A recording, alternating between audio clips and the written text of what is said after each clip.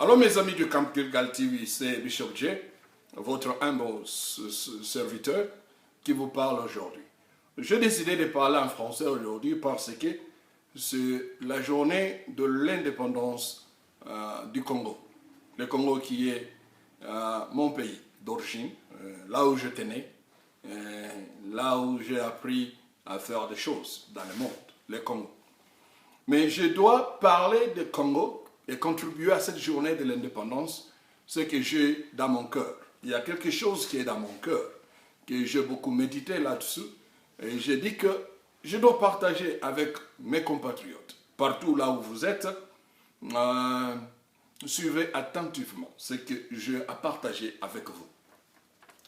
Le Congo, je l'ai divisé à trois étapes. La première étape, c'est avant l'arrivée de l'homme blanc. Avant l'arrivée de l'homme blanc, on n'avait pas encore le Congo comme on a aujourd'hui. C'est-à-dire toutes les frontières que nous avons aujourd'hui du Congo. Cela a été né à un certain moment, je vais l'indiquer ici.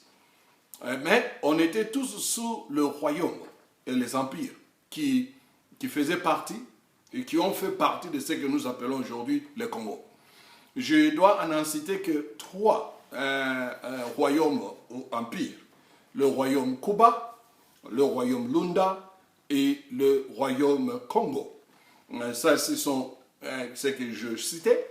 Il y en a d'autres que nous étions sous nos chefs coutumiers, nos rois et nos reines qui nous dirigeaient en ce moment-là. Et que pendant cette période, le Congo s'est développé.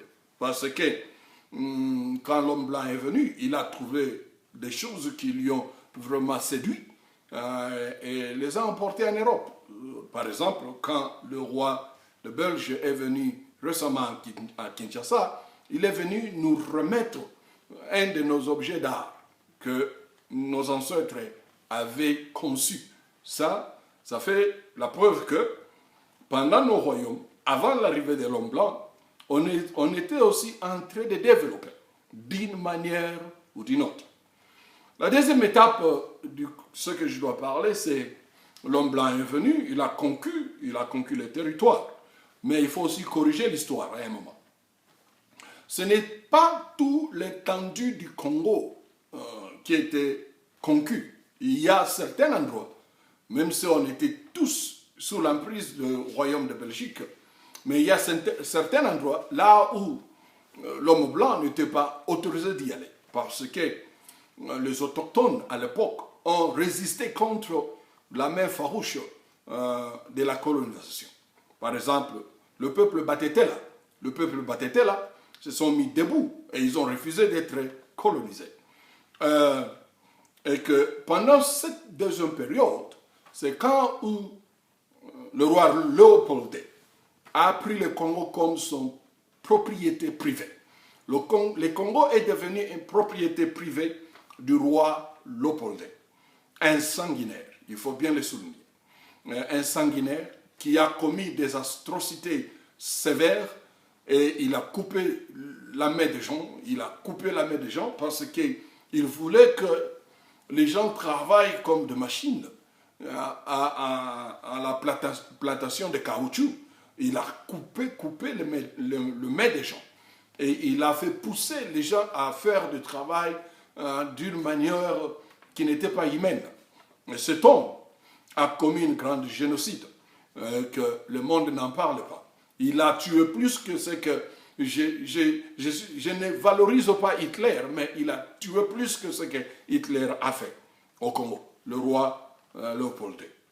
La troisième partie de ma journée est que le Congo, après la conférence de Berlin, a été donné à la Belgique. Le roi Léopold, qui était belge, qui a remis le Congo dans la main de l'administration belge. Et de là, le Congo est devenu maintenant le royaume de la colonie belge, si je peux dire cela. Et sous cette colonisation belge, on a subi des choses atroces, parce que le Congo contribuera beaucoup au développement de la Belgique. Si la Belgique est ce qu'il est aujourd'hui, c'est le Congo qui a contribué. le Congo a contribué à beaucoup de choses. Tout le minerai du Congo a été exporté par la Belgique. Tout le minerai du Congo a été pris par la Belgique. Mais ce que la Belgique a donné au Congo, c'était minime. C'était minime par rapport à ce que la Belgique prenait de la part du Congo. Et qu'il y a aussi un Belge qui a dit une chose horrible.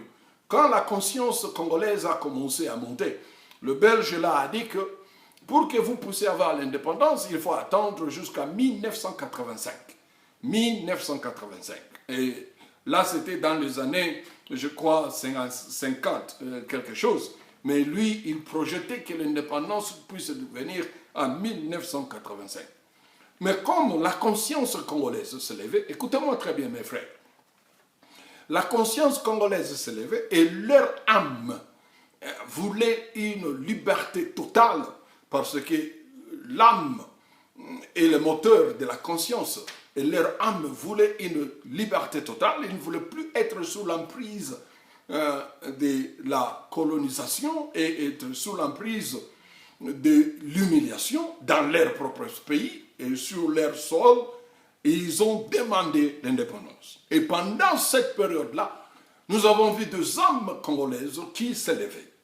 L'homme comme Lumumba, Kasavubu, Bolikango, Tshombe, Thomas Kanza, Kalonji, pour en citer que ce peu, se sont levés en faisant des discours, en menant la conscience à tous les Congolais et Congolaises de demander la liberté, de demander l'indépendance. Et voilà, enfin, le 30 juin 1960, la Belgique a décidé d'octroyer aux Congolais l'indépendance. C'est qu'en anglais on appelle Freedom Day. Le 30 juin 1960, l'indépendance a été décidée. Il y avait des pourparlers avant le 30 juin. Il y avait les tables rondes, il y avait tout. C'est qu'on chante souvent là, on dit qu'aux tables rondes, on a gagné, tout ça. Quelqu'un de nos leaders ont été arrêtés et que les autres ont dit on ne va pas participer tant qu'ils sont toujours en prison et on les a libérés. Mais si je peux souligner, avant le 30 juin 1960, il y avait une conscience, malgré nos leaders à l'époque, leur capacité intellectuelle ou des études n'était pas encore élevée, mais il y avait une conscience pour le pays, une conscience pour les diriger à être libres. C'est qu'ils avaient une unité que nous n'avons pas aujourd'hui. Je dois arriver à cela. Et que le 30 juin 1960, le roi Baudouin a déclaré ce que nos papas à l'époque, moi je n'étais pas encore né, nos papas à l'époque les appelaient le roi Baudouin Bwana Kitoko. Bwana Kitoko a libéré le Congo, il a proclamé l'indépendance. Et Lumumba a fait sa grande discours. Lumumba se mit, il a déchiré ce qu'il avait comme idée, ce qu'on lui avait donné de parler, mais il a parlé ce qu'il voulait parler. Ah, Lumumba, que son âme repose en paix. Et que, hélas, ce qui est malheureux est que, quelques mois après, c'est le chaos. Le pays englouti dans le chaos. La question que nous pouvons nous poser, c'était, est-ce que nos leaders à l'époque étaient prêts ou c'était une influence extérieure qui les a amenés à être dans des conditions malheureuses? C'est le chaos, c'est l'anarchie, c'est le désordre, c'est une confusion totale. Le Katanga a déclaré la sécession. Il voulait quitter du Grand Congo. Et la guerre a éclaté et que l'ONU s'en est ingérée depuis 1960. C'est grave ça. Tellement c'est grave, j'aimerais le dire. Seulement au matin de notre indépendance, l'ONU s'est ingérée jusqu'à aujourd'hui. Et que le désordre est parti. Kasavubu, président de la République, il a révoqué son premier ministre. Le premier ministre Lumumba a révoqué le président du pays. C'est-à-dire, ils n'arrivaient pas à comprendre qu'est-ce que la constitution qui était mise à l'époque. Et que si cela était bon, pour nous, on ne sait pas. Bon, c'est le chaos. Le 24 novembre 1965, Mobutu prend le pouvoir par un coup d'État. Je n'étais pas encore né encore, j'aimerais le souligner. Tout ça, j'ai appris ça à l'école. Mobutu prend le pouvoir. Quand Mobutu a pris le pouvoir, j'aimerais dire une chose, parce que moi je suis né. Quand j'étais né, Mobutu était déjà au pouvoir il y a au moins 5 ans. Mobutu était déjà au pouvoir. Il y a 5 ans, Mobutu au pouvoir, quand j'étais né. Et Mobutu au pouvoir, il a amené une unité. Là, nous ne pouvons pas être contre Mobutu pour cela. Il a amené l'unité du Congo, les guerres sont terminées, la sécession est partie, il a amené une unité sur le Niolé par la voie de la dictature, oui, il a amené l'unité, mais l'économie n'était pas aussi bonne. Il n'a pas vraiment développé le pays. Là, il faut le souligner. Mais il a fait quelque chose, il a fait un peu. Il a ajouté quelque chose que le blanc nous a laissé. Et beaucoup de choses que le blanc a laissées, ça a commencé à délabrer un après les autres. C'était dans le délabrement. Mais le pays était encore bon. Le pays était encore bon. Mais à partir de 1980, là j'avais eu la conscience, parce que j'étais maintenant à l'école, j'étudiais. En 1980, 1990, le pays est devenu dangereux, le pays n'est plus bon. Et Mobutu a déclaré la démocratie que Mobutu avait déclarée. Et cela nous a amenés là où nous sommes aujourd'hui. Quelques années après, l'AFDL vient, parce que cette démocratie qui a amené la conférence nationale souveraine n'a abouti à rien, totalement à rien. Le pays n'a rien fait. Et que quand l'AFDL est venu, le pays était déjà foutu. Et que depuis là jusqu'à aujourd'hui, j'aimerais vous dire une chose.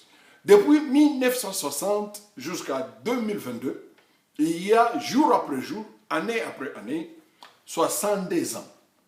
62 ans que nous sommes libres. 62 ans que nous chantons indépendance, tcha-tcha-tcha. 62 ans. Mais la question à poser est que qu'est-ce que nous avons fait? J'aimerais vous dire rien. On n'a pas ajouté une université, on n'a rien fait. L'université publique, nous n'avons pas ajouté cela. Nous sommes en train de détruire ce que le Belge a laissé pour nous. Notre éducation est détruite. Nos hôpitaux n'existent plus facilement, n'existent plus. Il n'y a pas assez de routes, il n'y a pas de routes qui relient d'une province à une autre. L'électricité, malgré notre barrage d'Inga que Mobutu avait fait quand même, que notre électricité, la consommation est que 2%, on n'a rien fait. Rien fait. On n'a même pas une conscience nationale. On n'a même pas une conscience nationale. Aujourd'hui, on a la guerre à l'Est contre le petit Rwanda, que nous ne parvenons même pas à vaincre et à mettre le Rwanda sous nos pieds. Parce que le pays n'existe pas. Si je peux vous poser la question, quel est l'État congolais? L'État congolais. Personne ne peut nous donner l'État congolais. Les Congolais aujourd'hui se sont engagés dans la politique de personnalité. Il n'y a pas la politique nationale sur l'économie, il n'y a pas la politique nationale sur le social, il n'y a pas la politique nationale sur le loisir, il n'y a pas la politique nationale sur le développement, mais on s'est mis à faire la politique de la personnalisation. Il y a des gens qui passent le temps dans des chaînes de télévision pour protéger leurs soi-disant leaders qui font absolument rien. C'est ce que je vous demande. Dans cette journée noble, le 30 juin 2022, nous célébrons notre fête de l'indépendance. Qu'est-ce que nous avons fait? Rien, zéro. Je vous demande à tous mes compatriotes d'avoir une conscience d'aimer ce pays-là. Tout le monde a qu'un seul pays. Tu peux devenir qui tu peux, français, belge, je ne m'en disconviens pas, mais tu n'as qu'un seul pays. Là où tes ancêtres ont été enterrés, c'est le Congo. Il est grand temps que nous puissions aimer notre pays. Il est grand temps que nous puissions donner tout pour notre pays, comme notre hymne national nous le dit. Debout Congolais. Dans 7 jours de l'indépendance, laissez-nous dire debout Congolais. Que le Congo soit béni, que les Congolais soient bénis. Au nom de Jésus, je dis indépendance. Ciao, ciao. Merci beaucoup. Bye.